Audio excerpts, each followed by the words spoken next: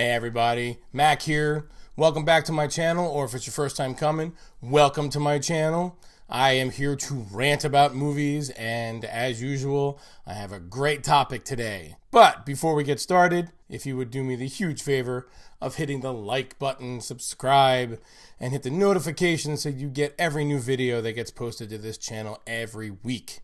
Thank you. So with every great, original, awesome movie idea that makes a ton of money, there's the inevitable sequel or the inevitable continuation of the franchise. So what I'm here to rant about today is, when do we make the decision when there have been too many sequels or too many prequels or too many continuations of this particular series? And those are the series that I am going to explore today. Now, I want to make very clear that I am not talking about reboots. I'm not talking about reimaginings. I'm talking about straight sequels to original films. Now, the first thing I want to get out of the way is any straight-to-DVD sequel. I can think of a bunch off the top of my head. Starship Troopers. Many Disney animated sequels. Home Alone 4. There are tons and tons of sequels that came out just straight to DVD. And with very few exceptions, they're all junk.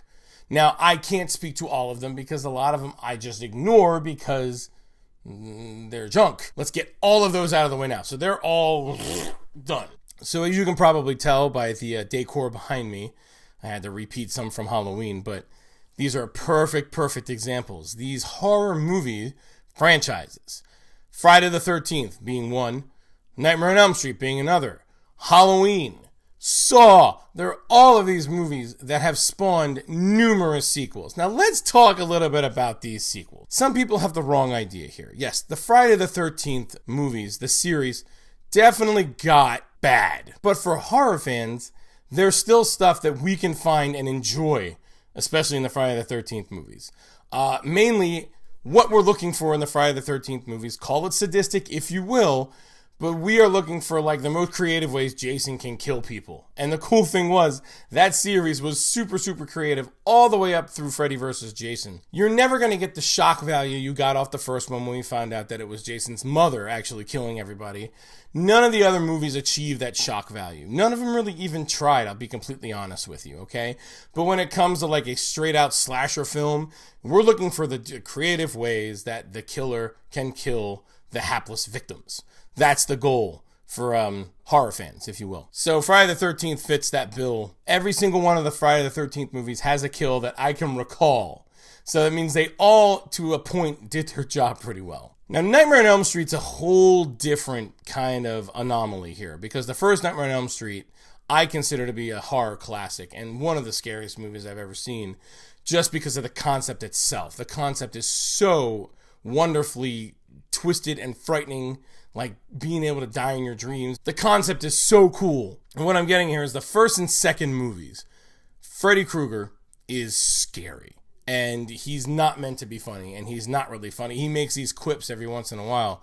But he's not funny. He's scary. We hit the third movie, which by no means is a bad movie. The third movie is really strong. But Freddy gets a little silly. Once we hit the fourth movie in the series, Freddy is just comic relief. And that kind of lasts all the way out till Freddy's dead, the final nightmare. And I'm telling you right now, don't seek that movie out. It is awful. Much like Friday the 13th, we're still looking for the kills. But if you can't get past the silliness of Freddy and just the absolute stupidity of the stories, especially the stories of 4, 5, and 6. So then we have the Halloween movies. Now the funny thing about the Halloween movies is that according to new canon, which is, the new Halloween movie, every Halloween movie except for the first one does not exist anymore.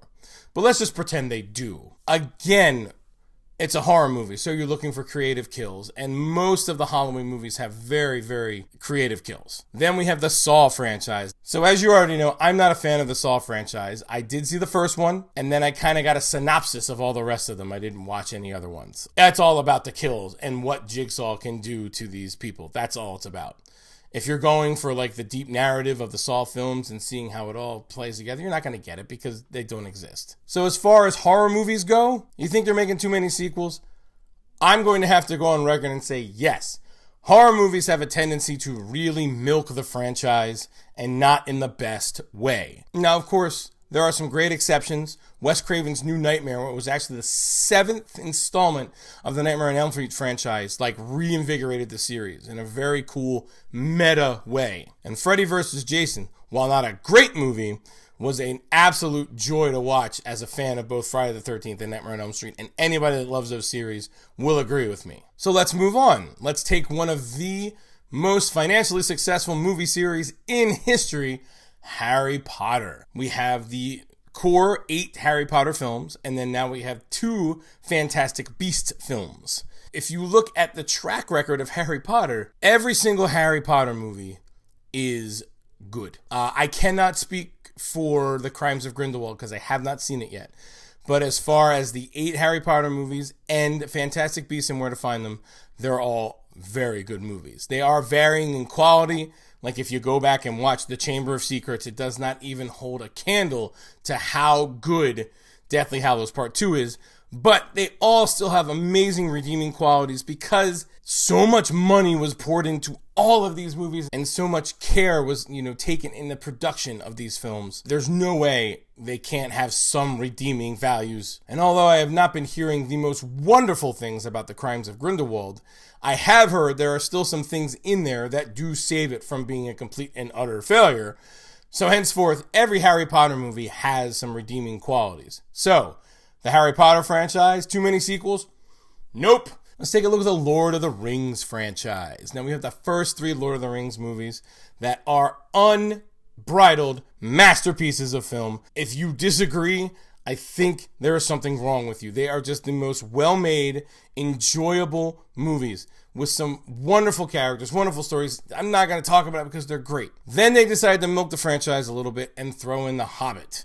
Now, not only throw in The Hobbit, but make The Hobbit, which is a book that's about yay thick, into 3 movies. And the 3rd movie was essentially a huge battle that did not even happen in the book. Although the 3 Hobbit movies are still enjoyable. I'm going to say The Lord of the Rings has too many sequels.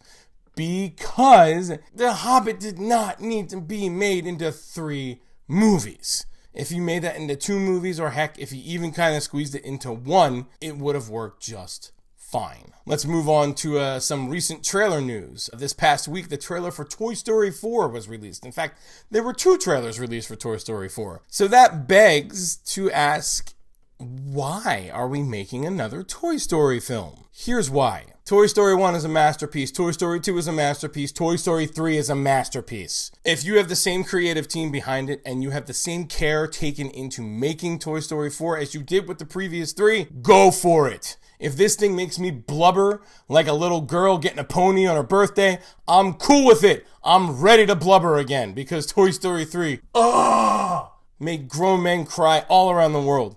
And I know people are going to deny it, but you did. I know you cried. I'm talking to you. I know you cried. So as far as Toy Story 4 goes, is that a superfluous sequel? Too many sequels? Nope. Keep them coming if it's going to be good. Let's address the other mask in the room. That'd be Mr. Kylo Ren and talk about Star Wars. So we have the original Star Wars, and I know it was written as, 3 movies. And then George Lucas, supposedly said, I have the prequels written. I just have to, actually physically write them down. And then they came, and we all know how that worked out. And now we have 3 more sequels. In total, with the original Star Wars saga that began in 1977 and will end in 2019, we will have 9 core movies devoted to the Skywalkers. Is that too many? Well, to upset some fans, yeah, it is. Now here's why. Episodes 1, 2, and 3 didn't really need to happen. Darth Vader is kind of a villain. Although his origin story is fascinating, they completely destroyed it, and I would have rather not known why Darth Vader was, the way he was. I think it would have added to the mystery. 4, 5, and 6 were great. They capped it. Episode 7 was kind of a rehash of Episode 4, as I already said. Episode 8, I talked more than enough about that. I don't need to talk about it again. So we're going to see what Episode 9 holds. And, supposedly that is going to be the close of the Skywalker saga. We know that there's another whole trilogy coming out. But as far as the original Star Wars, the sequels will end. So, too many sequels for Star Wars? I'm going to have to say yes, just because some of them just didn't really need to happen. I could go on and on and on about the amount of sequels and the amount of franchises that have spawned numerous sequels. I just don't have the time. But if I missed anything, that's where I'm going to go to you, my watchers. Throw some stuff in the comments. Did I miss franchises that have too many sequels? How about even reverse it? Do you think there's some franchises that don't have enough sequels, that need more explanation to flesh out? If you do, again, put that in the comments. I would love to hear from you guys. Thank you all for watching. And again, please like and subscribe, hit the notifications. And until next time, this is Mac saying I'm out.